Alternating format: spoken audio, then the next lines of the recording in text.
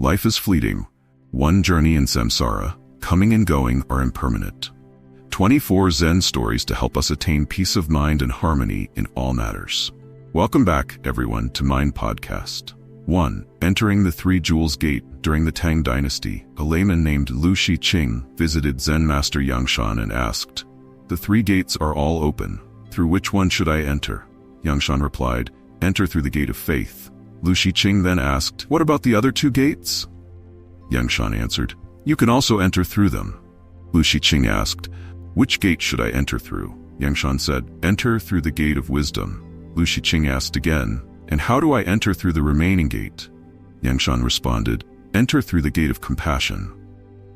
Lu Shiqing then inquired, "If one gate is enough, why do we need three?"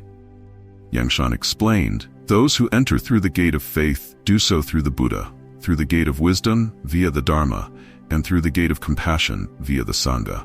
Each of the three jewels serves as a gate through which one may enter the way. That is its meaning." Lu Shiqing then entered the Dharma hall and asked, "If one does not leave the realm of demons but enters the Buddha realm, what happens?" Yangshan waved his whisk in reverse 3 times, and Lu Shiqing bowed deeply. Afterward he asked, "Do you still observe the precepts, Zen master?" Yangshan replied, "I do not observe precepts." Lu Shiqing asked, "Do you still practice sitting meditation?" Yangshan answered, "I do not practice sitting meditation." Lu Shiqing remained silent in deep thought for a long time. Seeing this, Yangshan asked, "Do you understand?" Lu Shiqing replied, "I do not understand." Yangshan then said, "Flowing without observing precepts, rushing without meditation, savoring 2 or 3 cups of tea, the meaning lies in the first sip." It seemed that Lu Shiqing had glimpsed a realization. Wisdom in Zen, any gate can lead to the Buddha's way, just as all roads eventually lead to Rome. 2. Dependent arising in emptiness. King Milinda deeply respected the enlightened monk Nagasena. Nagasena had gained wisdom through meditation, and his words were full of insight. One day, King Milinda asked him, "Are the eyes our true guide?" Nagasena smiled and replied, "No, they're not." The king continued, "Are the ears the guide?" "No, they're not." "What about the nose?" "No." "The tongue?" "No." "Then, is the body our guide?" "No, the body is just an illusion." "So, is the mind the guide?" "No, it's not." Finally, King Milinda asked, "If the eyes, ears, nose, tongue, body, and mind aren't the guide, then where is the guide?" Nagasena smiled and asked, "Is a window a house?" Surprised, the king said, "No." "Is a door a house?" "No." "Are bricks and tiles a house?" "No." "What about the bed or chairs?" "No." Nagasena laughed and said, "So, if the windows, doors, bricks, and chairs aren't the house, then where is the house?" At that moment, King Milinda had a sudden realization. Zen wisdom. When the mind is free from desires and biases, our true nature reveals itself. If the will is pure, the mind will be pure. Trying to have a clear mind without clearing distractions is like trying to clean a mirror without wiping it. It's impossible. 3. The rain of flowers that didn't stick in Buddhism.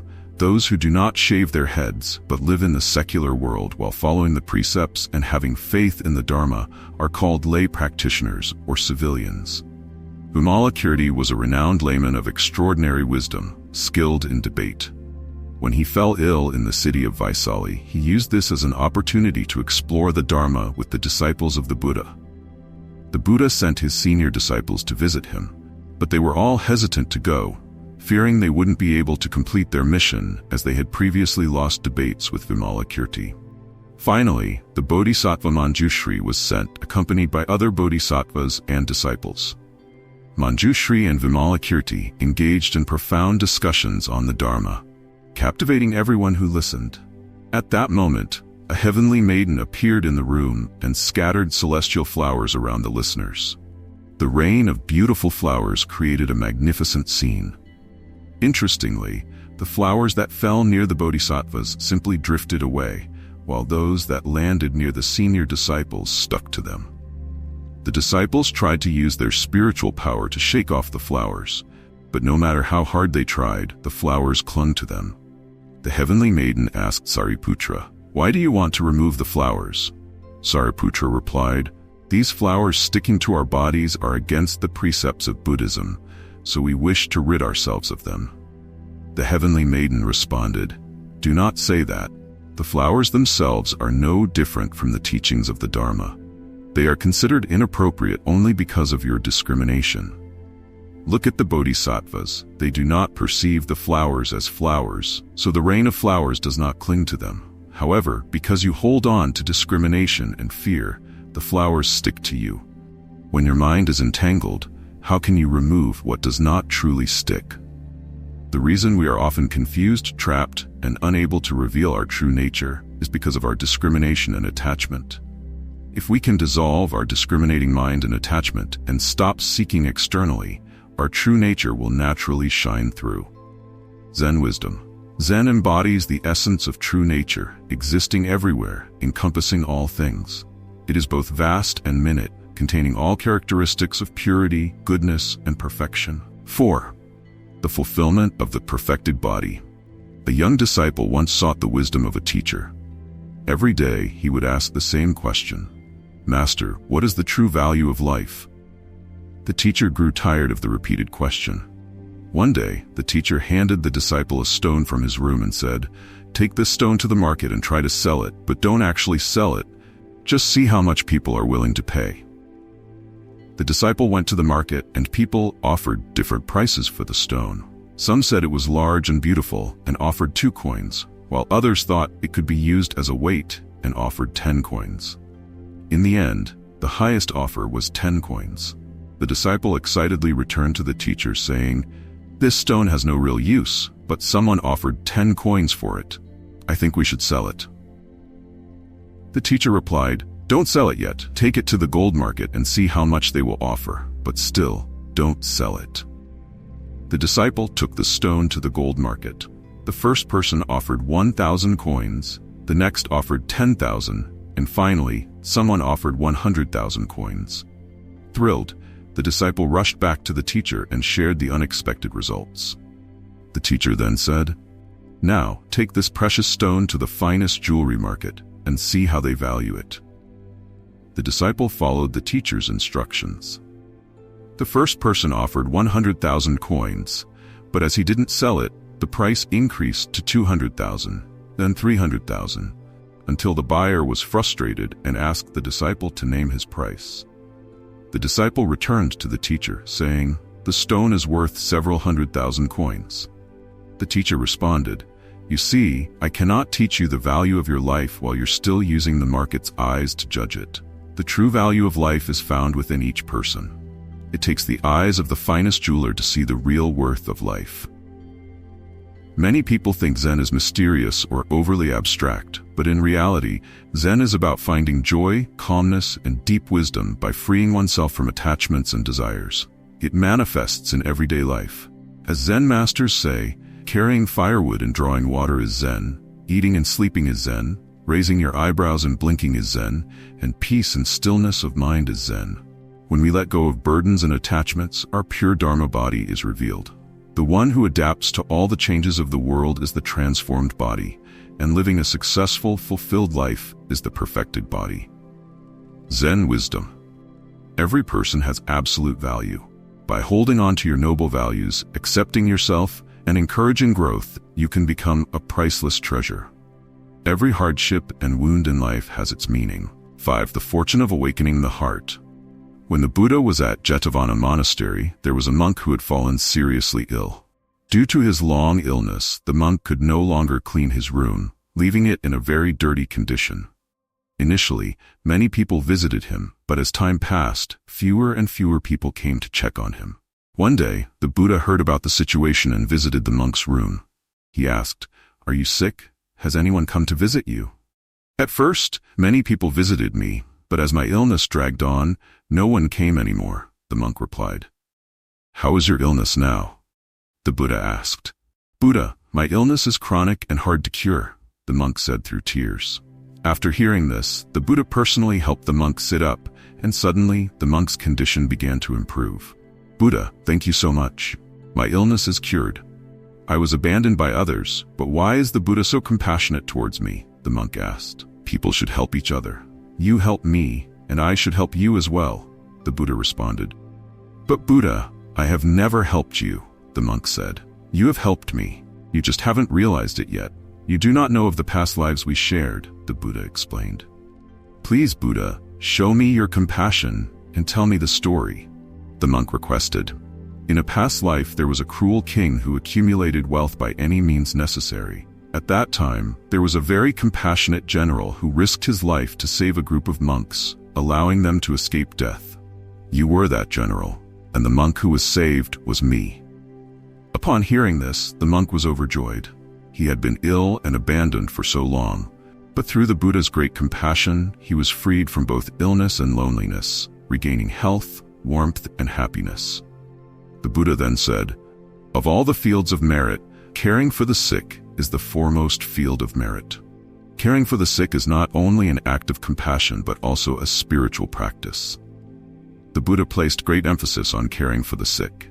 Compared to someone who is ill, being healthy is happiness. Compared to someone who is blind, having sight is happiness. Compared to someone who limps, having both legs is happiness. Compared to someone hungry, being well fed is happiness. Compared to someone filled with worries, having peace of mind is happiness. Compared to the unfortunate, you are fortunate. If you can recognize your own happiness, then share it with others. Zen wisdom, living with gratitude in favorable circumstances while maintaining joy and contentment, even in challenging situations, is the key to true happiness in the present moment. 6. Zen on joy and suffering. Dan Din, 989–1080, was a Zen master of the Linji school during the Northern Song dynasty. His surname was Chiu, and he was from Kan, now Hangzhou, Zhejiang province. He became a monk at Longxing Temple and studied under Master Gu Yin Tong, becoming the 10th successor of the Nanyue lineage. After attaining enlightenment, Dan Din resided at various temples, including Jinshan, Lingyin, and Shuido. He frequently interacted with influential figures, and his writings, mostly directed at officials, became known as the Den Men collection. Each day, Zen Master Dan Chiu would instruct his followers, often repeating, how joyful, life is truly joyful." However, when he fell ill, he would occasionally exclaim, such suffering, how painful." The head abbot heard him and criticized him. A monk should not be crying out about suffering when sick. It is improper. Dan Chi replied, "When one is healthy, it is joyful. When one is ill, it is painful. This is only natural. Why shouldn't I speak of suffering?" The abbot reminded him, "I recall once when you fell into the water and nearly drowned. Even then, your face did not change. You showed no fear and regarded death as a return home. Where is that strength now? You always spoke of joy, but now, when sick, you cry out in suffering." Zen Master Dan Chiu called the abbot over to his bedside and whispered, "Head abbot, earlier I spoke of joy. Now I speak of suffering. Tell me, which is the right thing to say, joy or suffering?" Life should be lived in truth, with a practical spirit. Things should be as they are. When you feel joy, speak of joy. When you feel pain, speak of pain. That is the authentic experience of life. There is no need to hide or speak against your true feelings. If people conceal too much, life becomes exhausting. Therefore, we should live authentically to feel at ease. Life contains all 5 flavors: bitterness, sweetness, spiciness, sourness, and saltiness. Life cannot always be happy, nor can it be perpetually painful.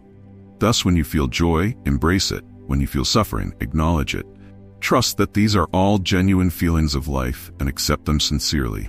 Zen wisdom. Too much joy can lead to sadness, and prolonged suffering becomes dull. The best way to live is with balance, neither overwhelmed by joy nor crushed by sorrow. 7. Letting go of everything. In Zen practice, we often hear the phrase, let go. By letting go, we experience a transformation in our body and mind, a change that involves releasing attachments, which leads to a deeper understanding of the non-duality of existence, where emptiness and form are one and all becomes liberated.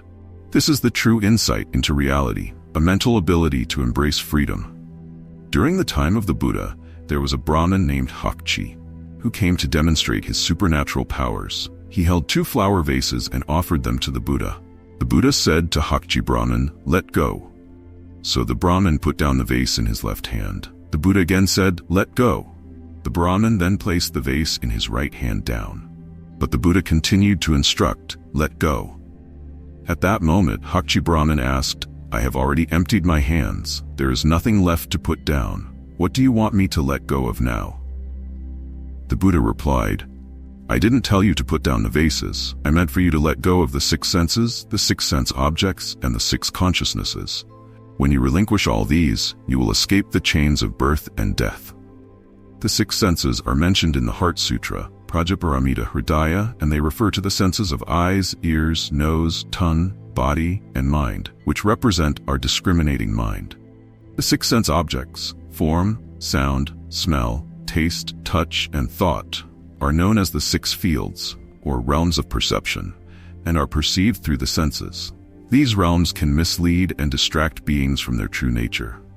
Hence they are also called the 6 dusts or 6 defilements because they pollute the mind and obscure one's original purity.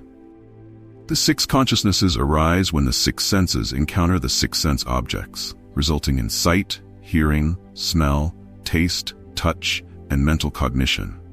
Together these form the 18 realms, Shibaje, which encompass human perception and cognition, categorizing all phenomena in the world.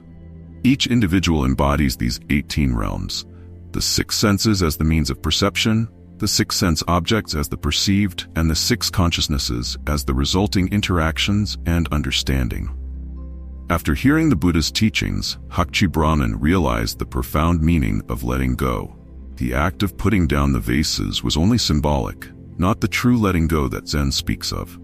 The inflation of the self within a person, to the point of believing in their egolessness, is a delusion rooted in attachment. It is not the true understanding of letting go. True renunciation is difficult to achieve. Those with fame do not wish to abandon it. Those with wealth find it hard to give it up. Those entangled in love cannot release it. Those with careers find it impossible to walk away. The burdens on our shoulders and the pressures in our hearts extend far beyond the vases in our hands. Zen wisdom. These burdens and pressures make life incredibly arduous. When necessary, the Buddha's teaching of letting go becomes a path to liberation and happiness. 8. Greed is the root of all suffering. A young man and his uncle traveled together, trading goods. One day, they arrived at a large river.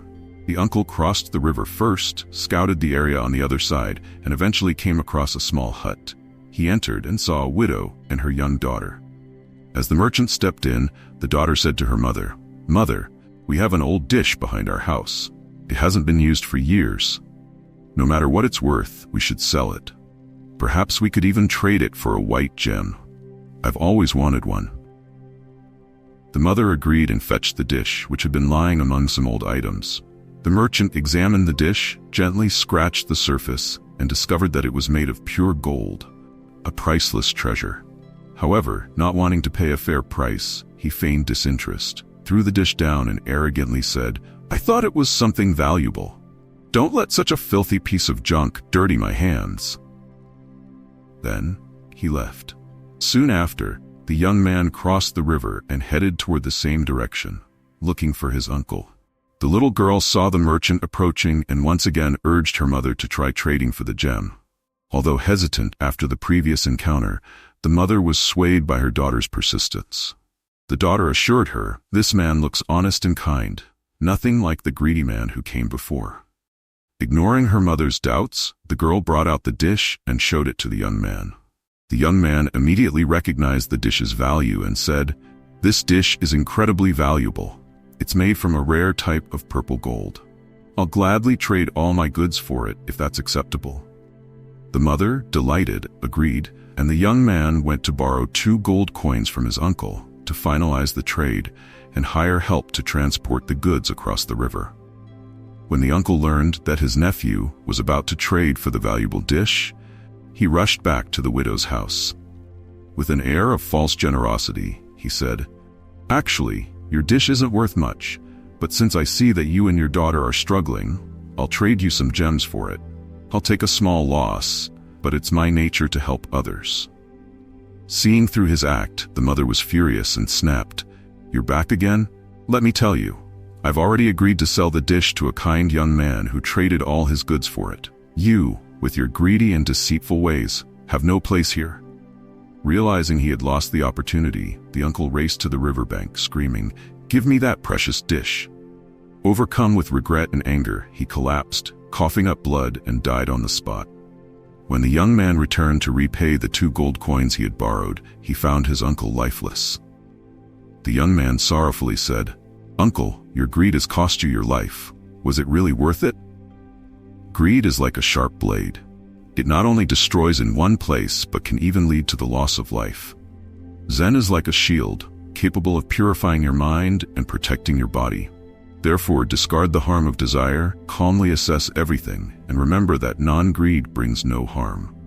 Zen wisdom. Zen teaches that all suffering arises from greed. In essence, there is nothing to possess, so from where do greed and happiness truly arise? 9. Lay down the butcher's knife. Rise as a Buddha. Lay down the butcher's knife. Rise as a Buddha is a metaphorical expression referring to the transformation of a pig butcher and a monk. Every morning, the monk would be awoken by the sound of ants and begin his daily chanting. Over time, he grew to despise the ants and in a fit of frustration poured boiling water on them, killing many. Stricken with guilt over the act of killing, he contemplated suicide and approached a cliff, overwhelmed by sorrow. Just as the monk was about to jump, the pig butcher arrived and asked, "Why are you doing this?" The monk explained his deep remorse, sharing the whole story, and said he was ready to end his life. Upon hearing the monk's confession, the butcher said, "Oh, if it's about killing, I slaughter pigs every day, year after year. The number of pigs I've killed is far greater than the ants you've harmed. Let me go first." With that, the butcher leaped from the cliff.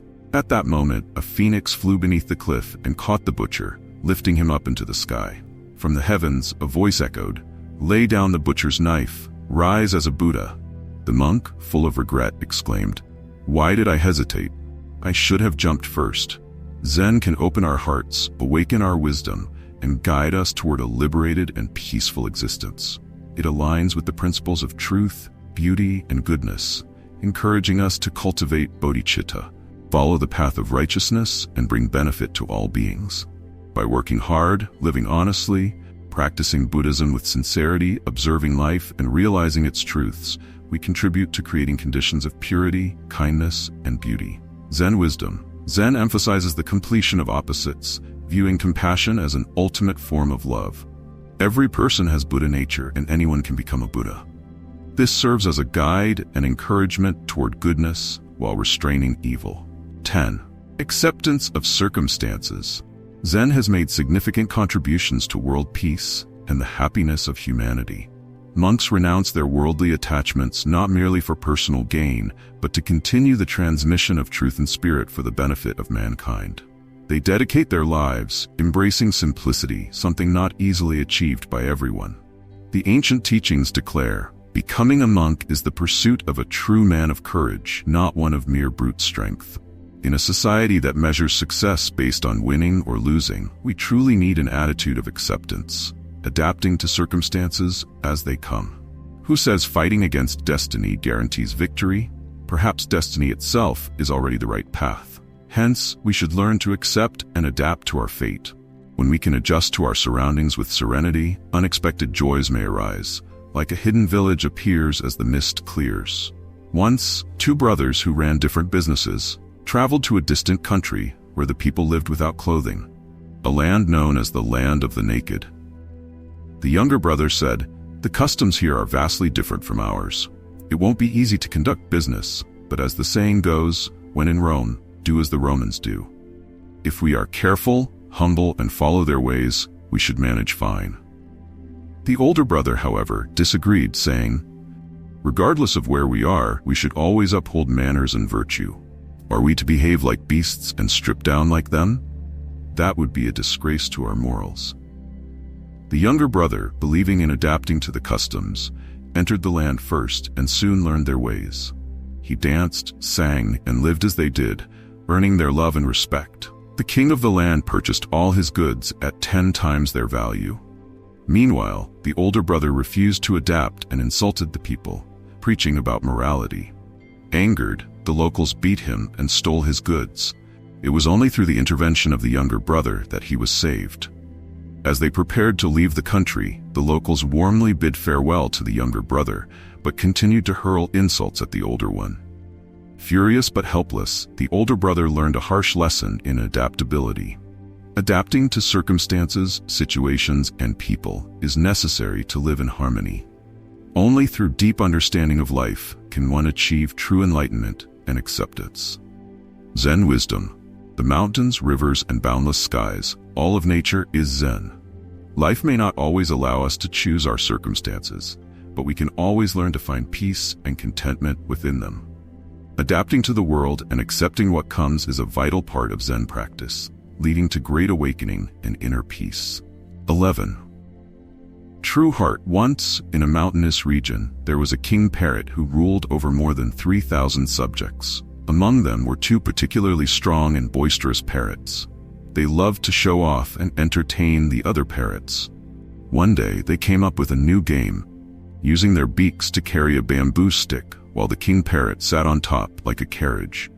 They would then fly around, carrying the king in the sky. The king parrot enjoyed this game, and 500 parrots flew in formation on all sides, totaling 3,000 parrots to accompany and serve him.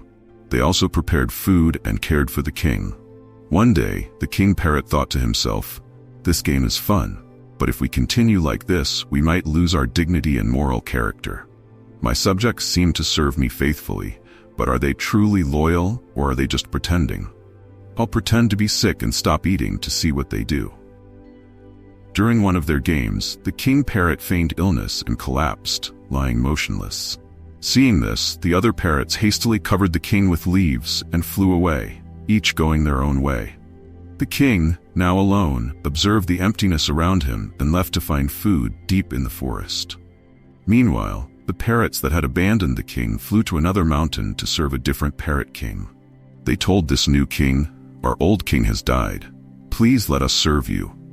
The new king responded, "Are you sure your old king is dead? I need to see the body before I accept you as my servants. Otherwise, it would be improper." The parrots, left with no choice, returned to search for the body of their former king. They searched throughout the forest, on cliffs and in caves, until finally they found him. Not dead, but alive and well. Upon seeing him, they resumed their service as before.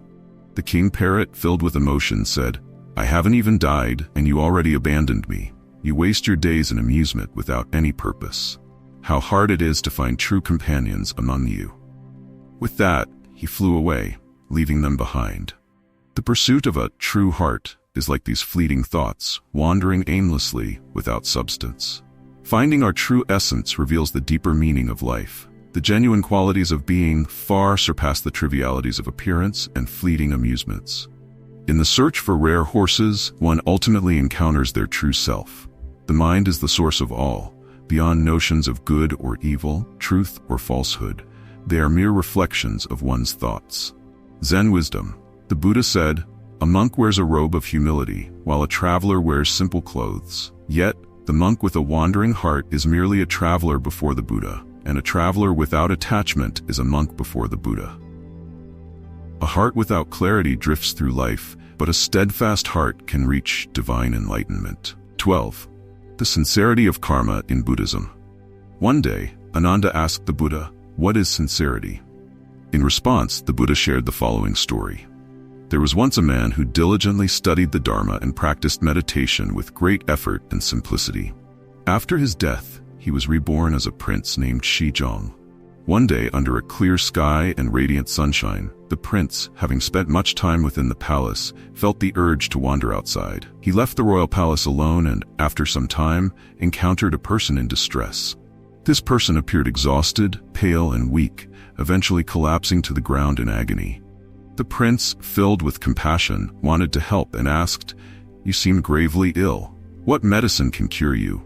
The ill man, struggling to respond, looked at the prince and said, "I suffer from a strange disease that no medicine can cure. The only remedy is the blood of a prince." Without hesitation, the prince unsheathed a dagger from his side and made a cut in his own flesh, causing blood to flow freely. He gently lifted the man's head and offered his own blood for the man to drink, helping to cure his illness. The prince, selflessly and sincerely, sacrificed his precious blood to save a life. In his heart, he felt no regret, only contentment knowing that his sacrifice had saved someone. The Dhammapada states, "Even a small evil deed can cause great harm in the future, like poison taken into the body. Likewise, even a small good deed can bring great benefit, like ripened grains ready for harvest. From this we understand that both good and evil deeds, however small, are like a shadow following us, producing either immense happiness or unbearable suffering. Therefore, we should strive to perform even small acts of kindness and avoid even the smallest wrongdoings. Zen wisdom, the Buddha said that even the smallest virtuous act can bring great joy, and even the smallest wrong can lead to unimaginable suffering. 13. Greed harms both self and others. In a certain village during a severe famine, a monk carrying 5 bushels of rice was passing through Vu San. The rice was intended for those in desperate need. As night fell, the monk sought shelter in the home of a carpenter. Upon seeing the rice, the carpenter and his wife developed sinister intentions. They plotted to kill the monk during the night and take the rice for themselves. However, their child, unaware of the plan, fell asleep beside the monk. In the middle of the night, the monk rose to use the latrine. The carpenter, seizing the moment, grabbed an axe and entered the dark room. Seeing someone asleep, he struck the figure with the axe, believing it to be the monk. Excited, he called to his wife, "Come quickly. The rice is ours now." But when the wife brought a light to inspect, they were horrified to discover that the one killed was their own son. Overcome with grief, the wife cried in agony. Hearing the commotion, the monk lamented, "When greed arises, it harms both others and oneself." The Lotus Sutra teaches, the root cause of all suffering lies in greed. Similarly, the Buddha repeatedly warned his disciples in the Shurangam Sutra, greed and desire are among the primary causes that trap beings in the cycle of samsara. The afflictions caused by greed blind beings and keep them entangled in the nightmare of rebirth, preventing them from awakening. Zen wisdom, the Buddha does not protect people. Individuals must protect themselves. The Buddha does not seek out people. Rather, people must save themselves. Mistakenly viewing the Buddha as a deity without realizing the Buddha's teaching, the bodhisattva made of mud cannot even cross the river, is a misunderstanding. The Buddha guides those who realize their true nature but cannot ensure that one's heart will always be content. 14. Bodhidharma on treasures. The first Zen patriarch Bodhidharma was originally named Bodhitara, born into the noble Brahmin family in southern India as the 3rd son of King Sugandha. Later, after meeting Pranyatara, who saw great potential in him, Bodhidharma was ordained and given his new name. Before becoming a monk, Bodhidharma was exceptionally intelligent and spiritually inclined. One day, Pranyatara pointed to a pile of jewels and asked Bodhidharma and his 2 older brothers, "Is there anything in the world more valuable than gold and jewels?" His eldest brother, Moonlight Tara, responded, "No, there is nothing more precious than gold and jewels. In a royal family like ours, these treasures are the most valuable possessions. There is nothing in the world more valuable." His second brother, Virtue Tara, also agreed, saying, "I have never seen anything more precious than gold and jewels." However, the youngest Bodhidharma disagreed and said, "I do not believe my brothers are correct. These jewels have no true value at all." His brothers challenged him, asking, "Why do you say that? What could possibly be more valuable than jewels?" Bodhidharma explained, "These jewels have no inherent value. They require human perception to determine their worth. In reality, they are nothing but lifeless objects. The true treasure is the Dharma, the teachings of the Buddha. The Dharma is a treasure because it is illuminated by wisdom and insight. Unlike physical jewels, it has the power to distinguish between good and evil, and to guide beings on both worldly and spiritual paths. Therefore, the most valuable treasure is the supreme truth of the Dharma." Bodhidharma's exceptional wisdom and spiritual insight were not confined by tradition. Because of his profound realization, he was chosen as Pranyatara's successor, becoming the 28th patriarch in the West. In the reign of Emperor Wu of the Liang dynasty, Bodhidharma traveled east to China and meditated in front of a wall at Shaolin Temple for 9 years. He is recognized as the first patriarch of Zen in China. Zen wisdom. What is the true treasure? The Buddha, Dharma, and Sangha are called the 3 jewels, but their essence is found within each person's true nature. As the saying goes, a single moment of wisdom illuminates infinitely. The Dharma, as the ultimate truth, is a treasure far greater than gold or jewels. 15. Karma and retribution. A disciple once asked Zen master Fojiao, when practicing the Dharma of repentance, is it to repent for oneself or for others? If it is for oneself, where do one's sins originate? And if it is for others, how can one repent for them, since they are not oneself? Zen master Fojiao was momentarily at a loss for words and began traveling in search of an answer to this challenging question. One day, he arrived at the monastery of Zen master Lakdam. Upon entering, Lakdam immediately shouted, "Drink!" Fojiao, unsure of the meaning behind this exclamation, felt perplexed. As he was about to speak, Lakdam struck him with his Zen stick. Fojiao, bewildered, could do nothing but endure the blow. After a few days, Lakdam approached Fojiao and said, "I have an ancient koan from the old masters that I'd like to discuss with you." Just as Fojiao was preparing to respond, Lakdam again shouted, "Drink!" At that exact moment, Fojiao suddenly awakened, bursting into laughter. Zen master Lakdam stepped down from his Zen seat, grasped Fojiao's hand, and asked, "Do you now understand the Dharma?" Fojiao shouted, "Drink!" in response, pushing Lakdam's hand away. Both masters then laughed together. In the practice of repentance, there are various levels: the repentance of action, the repentance of merit, and the repentance of no birth, Vosansam. A verse states, "Sin arises from the mind, and when the mind is extinguished, sin is also extinguished." When both mind and sin are extinguished, that is true repentance. Repenting for oneself is also repenting for others. Repenting for others is also repenting for oneself. There is no separation between self and others. All beings and things are one in truth, so why make a distinction between oneself and all sentient beings? When we speak of karma, in the realm of appearances, there is indeed cause and effect, karma and retribution. But when viewed from the standpoint of true nature, how can there be any concept of sin or karma? Is a single shout of drink good or evil? Is it eternal or fleeting? Is it self or other? In the ultimate truth, the distinctions between beings do not exist. Zen wisdom: for those whose karmic burdens are heavy, we should offer them compassion and understanding rather than rejection or scorn. The boundaries between self and others dissolve in the light of true wisdom. 16. Building relationships with those of the Buddhist path. Zen master Duxun Chin, residing at the Pure Land Monastery in Hangzhou, was known for his strict observance of the precepts. He once guided the prefect, Lin Yao, to take refuge in the Buddha's teachings and also entered the royal court to explain the Guanyin relics to Emperor Wenzong of the Tang dynasty.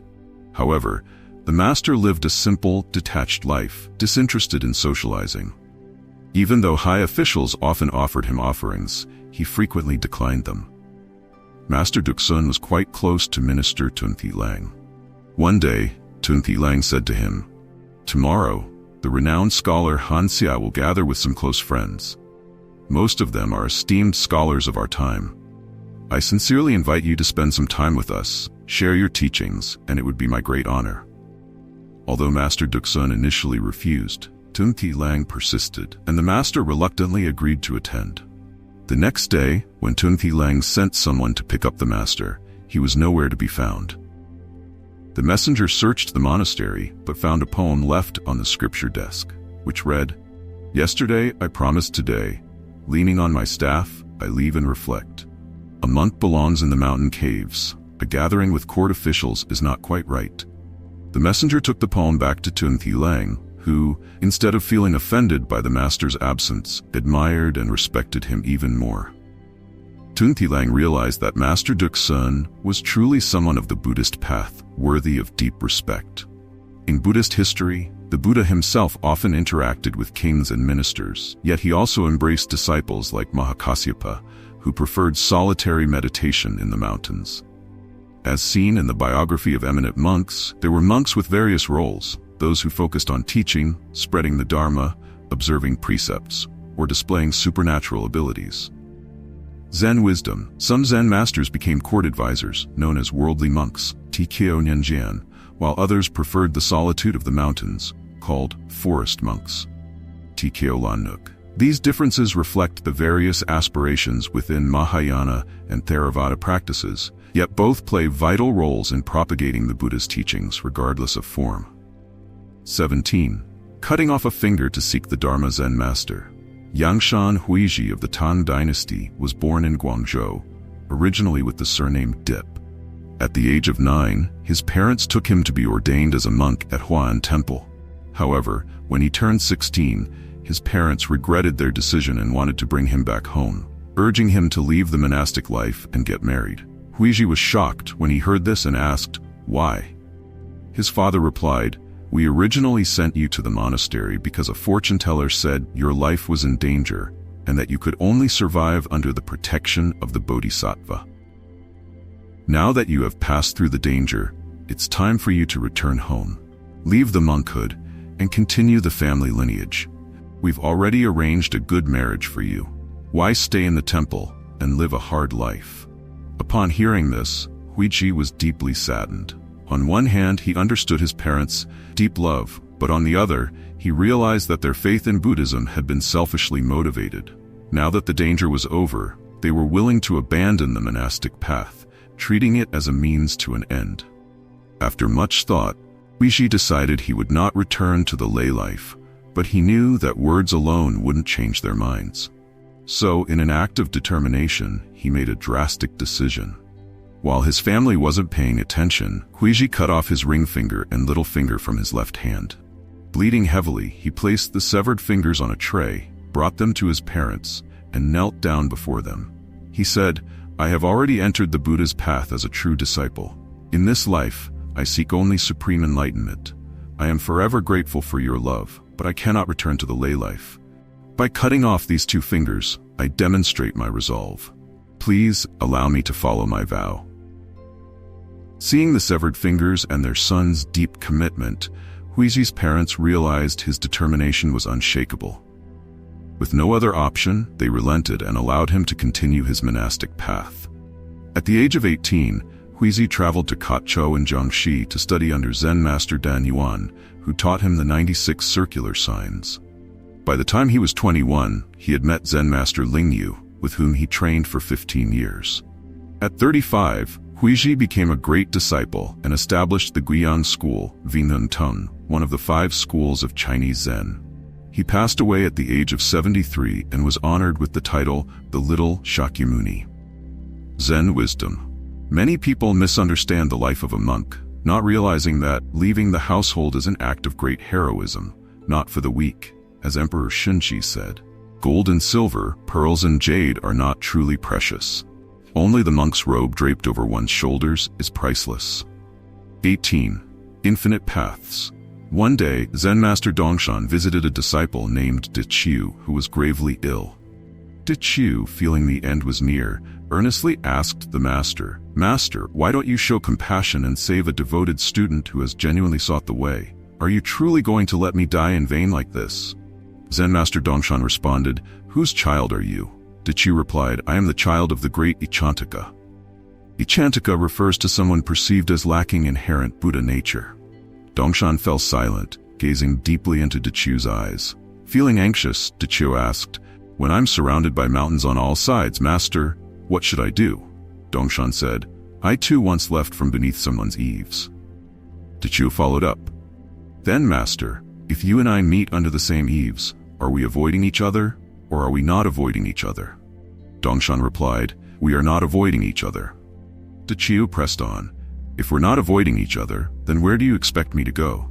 Master Dongshan answered, "The 5 destinies, the 6 paths, the 10 Dharma realms.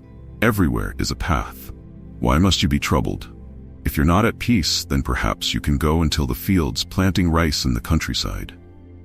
After hearing this, De Qiu calmly said, "Master, please take care." He then sat still, as if fading into emptiness. Shortly afterward, the young Zen disciple passed away. Zen master Dongshan waved his staff 3 times before him and remarked, "Though you can leave in this way, you have not yet returned in the same manner." Zen wisdom. De Qiu's time in the world was coming to an end, yet even in his final moments, he did not forget to seek the path beyond life and death. Just as he said, "When birth, aging, sickness, and death are near, what should one do?" Zen master Dongshan's teaching that everywhere is a path reminds us that while paths are abundant, discovering the true path is not always easy. 19. Only seeking the path, not knowing you've missed it. Zen master Kim Sun Dan Din from Zhejiang, whose secular name was Kao and whose dharma name was Dat Quan, became a monk at 13 in Longhung Temple. At 18, he roamed around the capital and often visited the garden of General Li Duan. One day, General Li asked him, "Master, is the hell that people speak of real or not?" Zen master Dan Din replied, "The Buddhas and Tathagatas speak of the Dharma, where there is existence in non-existence, like seeing flowers in the sky. Are they real or not? You, General, are now trying to find non-existence in existence, like trying to grasp water from a river. It's absurd. If you can see hell before your eyes, why can't you see heaven in your heart?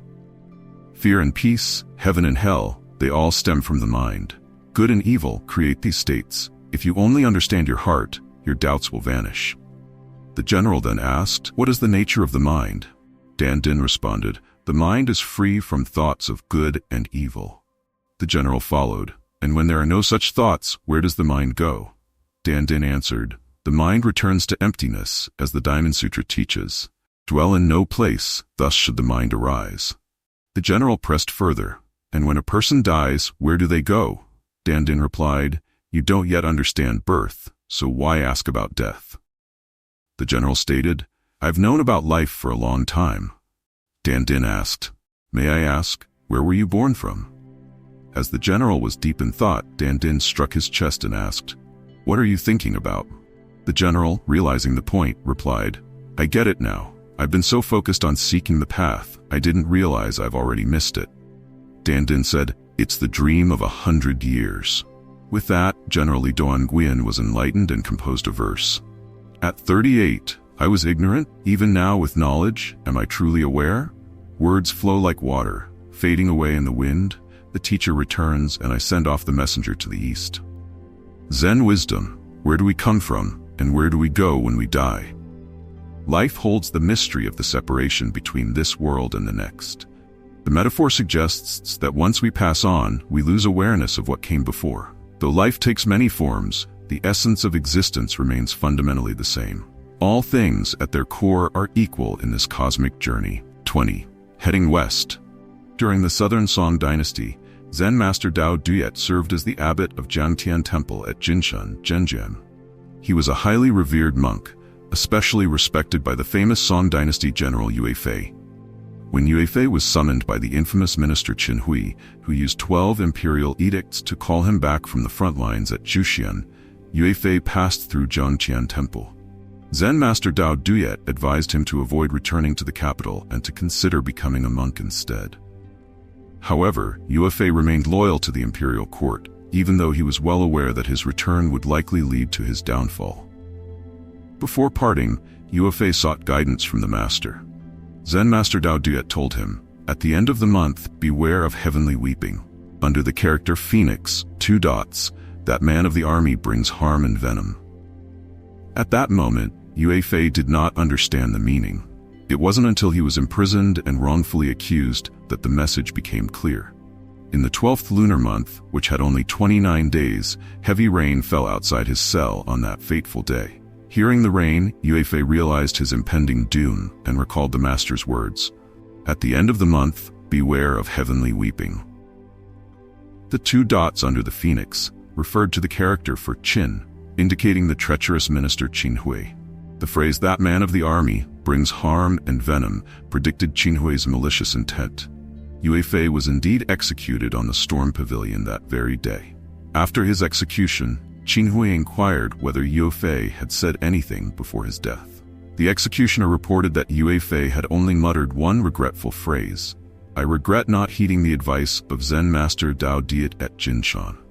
Upon hearing this, Qin Hui ordered his confidant Haley to lead troops to Jinshan and capture Zen master Dao Duyet. However, one day before Healy arrived, the master gathered the monks for a final sermon and recited a verse. "Healy comes from the south, I head west. It's not that my Dharma power is great, but how could I fall into his hands?" After speaking, Dao Duyet passed away. At the time, no one fully understood the meaning of his words. It wasn't until the next day, when Healy and his troops arrived, that the monks realized what had transpired. Zen wisdom. For those enlightened in the Dharma, there is no fear of life or death.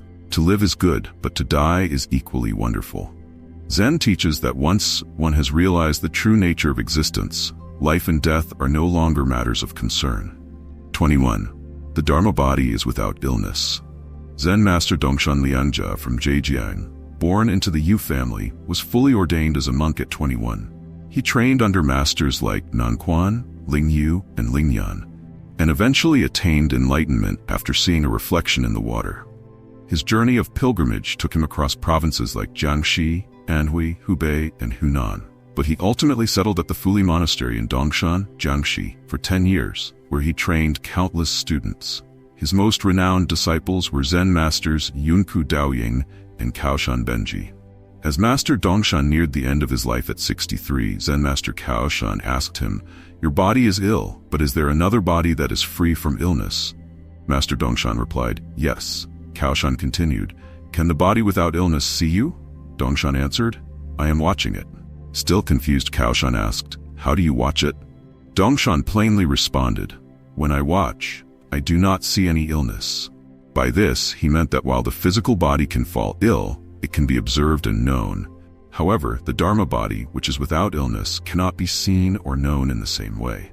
Soon after, Master Dongshan, feeling unwell, washed and bathed himself, donned his robe, and after ringing the bell to bid farewell to his students, sat in meditation and stopped breathing. His disciples were grief-stricken, and some even blamed Kaoshan for hastening their master's death. But suddenly, Dongshan opened his eyes and said to his students, "A true monk doesn't rely on material things. That is true practice. Why should there be mourning?" He instructed his disciples to prepare a fool's feast, a memorial service, but the students, not wanting to part with him, delayed the preparations for 7 days. Eventually, the feast was held, and Dongshan shared the meal with them. After eating, he said, "Don't keep me here any longer. Let me have some peace. Remember, when a person is about to die, do not weep or wail. In the future, Kaoshan will be your guiding teacher."